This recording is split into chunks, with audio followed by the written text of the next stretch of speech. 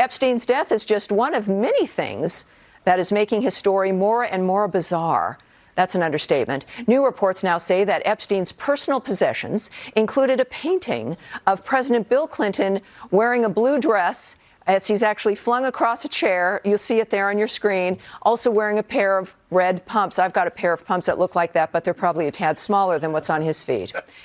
Meanwhile, and this was, by the way, hanging allegedly in a couple of reports in the mansion here in New York. Meanwhile, Epstein's associate Ghislaine Maxwell, the woman who people have been looking for, has just emerged from hiding to stop at an In-N-Out Burger in the Los Angeles area. Now, that's the life. Mark Stein had an excellent 4-day run hosting the show earlier this week. This chair is nice and warm and toasty. He joins us now. It's burning up right now as I speak for an encore guest appearance. Yeah, you're stepping into my red pumps. I'll tell you, and they look awfully darn good.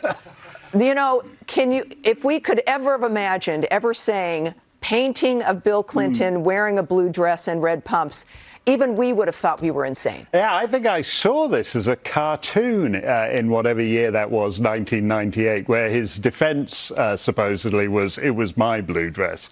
You know, nothing is going to change the way that people feel about this, and certainly not the autopsy report. Basically, as you said, it was a perfect storm. It was, in fact, too perfect a storm. Yes. When everything goes wrong, when everything in the system goes wrong, and then you have an autopsy report that is at odds, as Jen was just saying, she basically said, what's in the autopsy report does not explain the medical examiner's verdict. I mean, that high odd, the only survey they've done on this, there's like 239 people from the coroner's office up in Quebec. Six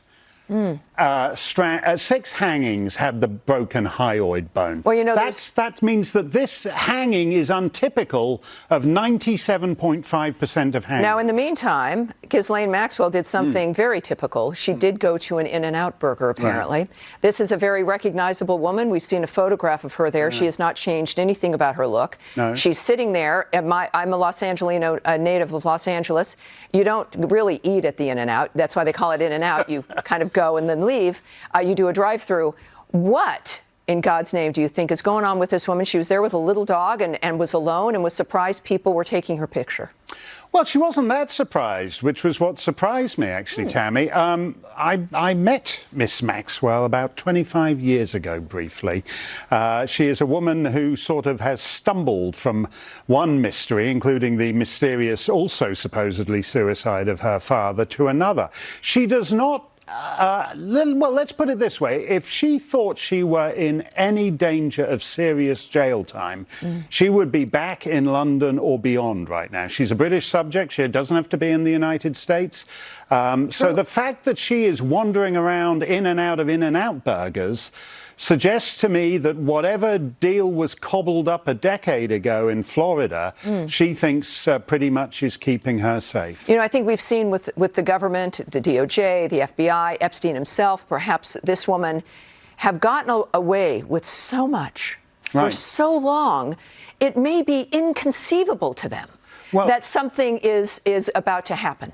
Yes, it may be that. I mean, I think you can, if it was just a prison suicide fiasco, you could put it down to incompetence. Yes. But what casts a doubt over it is the terms of that very oddly phrased plea deal of a decade ago, in which parties who aren't a party to the agreement are absolved of any future prosecution. That's going to be interesting to see if that holds, because I don't believe that was made with those individuals. So this may be very, very interesting development. Mark, fabulous. In the meantime, thank you so much for being here. Thanks a lot. The only man I'd want here to talk about Bill Clinton in a dress. That's it.